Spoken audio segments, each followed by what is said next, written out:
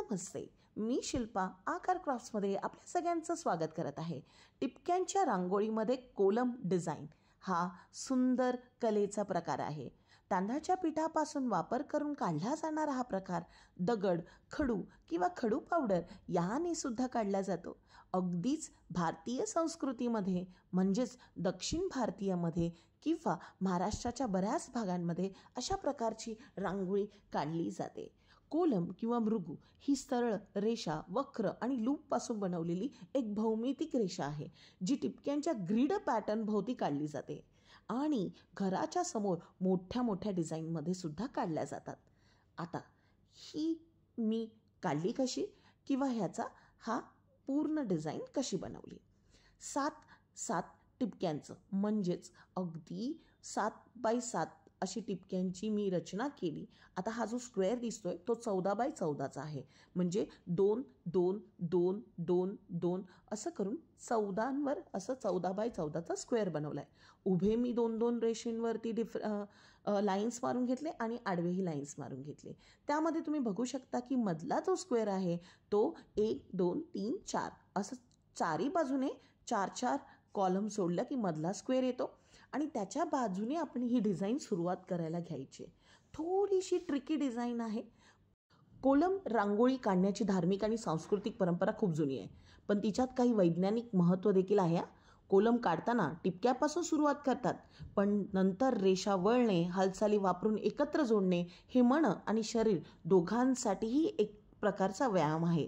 या व्यतिरिक्त तांदळाचं पीठ आणि इतर नैसर्गिक साहित्य वापरल्याने कीटक नियंत्रण प्रणाली निर्माण होते आणि म्हणूनच कोलमसारखे या डिझाईन इतक्या ट्रिकी असतात.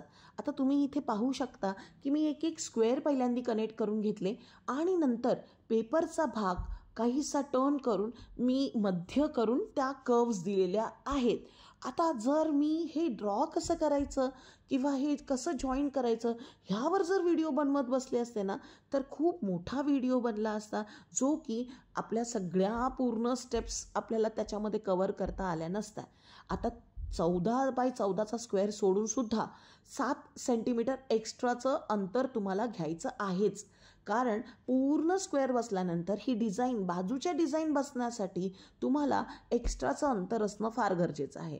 म्हणजे आता याच्यामध्ये तर तुम्ही पाहू शकाल की ह्या पूर्ण स्क्वेअरच्या चारही बाजूला मी 7 सेंटीमीटरचं एक्स्ट्राचं म्हणजे माप ठेवलं आहे.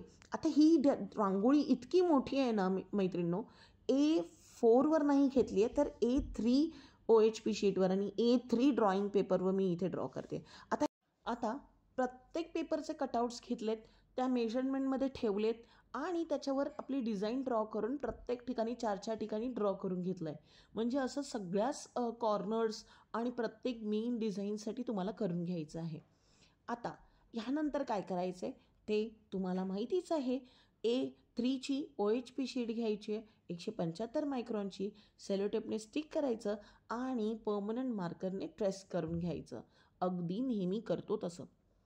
अजून एक मैत्रिणींनो, कोलम रांगोळी केवळ एक कला नाही आहे, तर ती एक सांस्कृतिक परंपरा आहे, ज्यामध्ये वैज्ञानिक व धार्मिक महत्त्व दोन्हीही समाविष्ट आहे. रांगोळी काढल्याने मन शांत होतं आणि शारीरिक हालचालीसुद्धा होतं.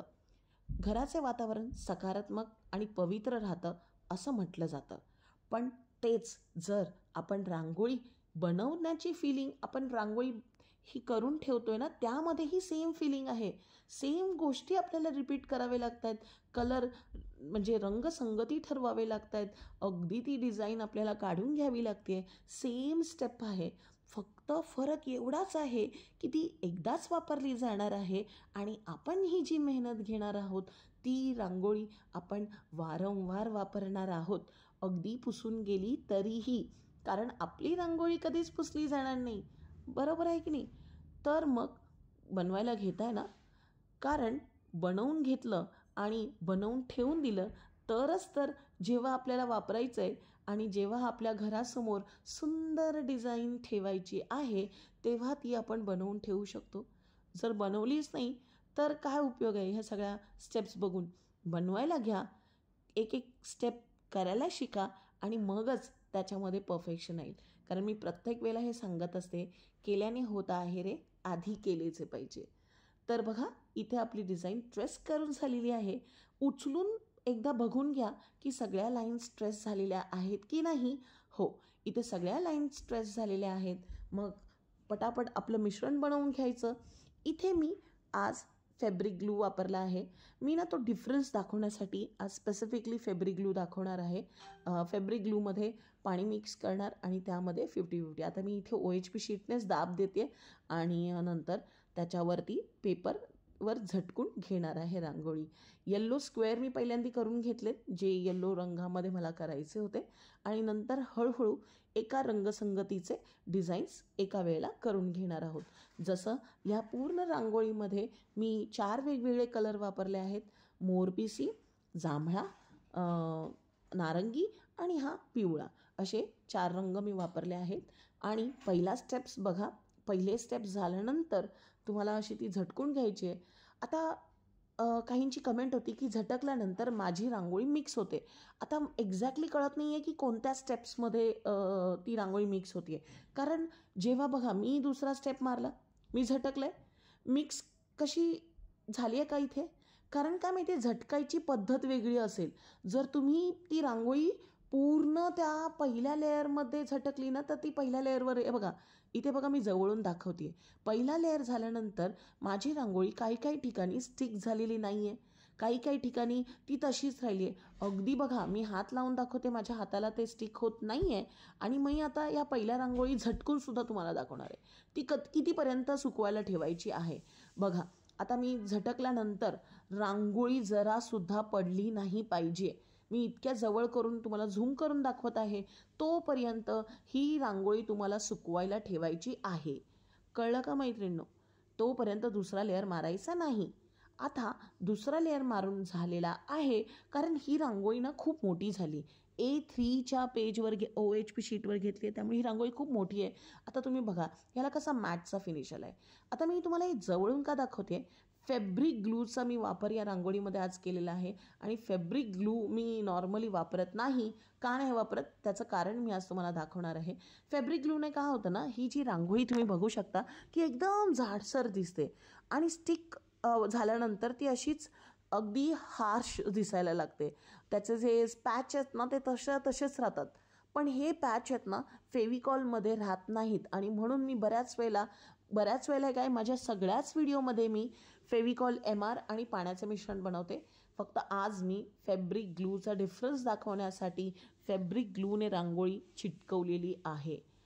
फरक तसा काहीसा वाटत नाही, पण तो एक फरक आहे ना की फॅब्रिक ग्लूने रांगोळीची लेअर पातळ लागत नाही, तर फॅब्रिक ग्लूने रांगोळीची जी लेअर आहे ना ती अगदी जाडसर बसून जाते त्याच्यावरती, अगदी ती स्टिफ होऊन जाते.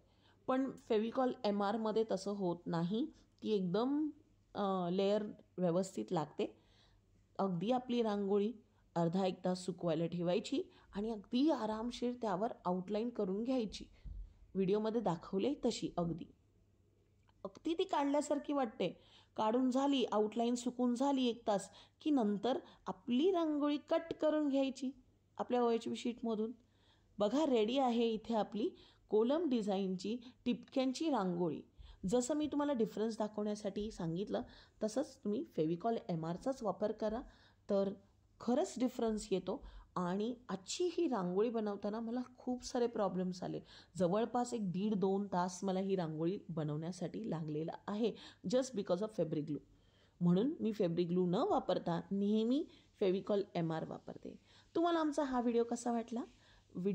रांगोळी बनवण्याची ही प्रोसेस कशी वाटली आम्हाला कमेंट बॉक्समध्ये नक्की कळवा.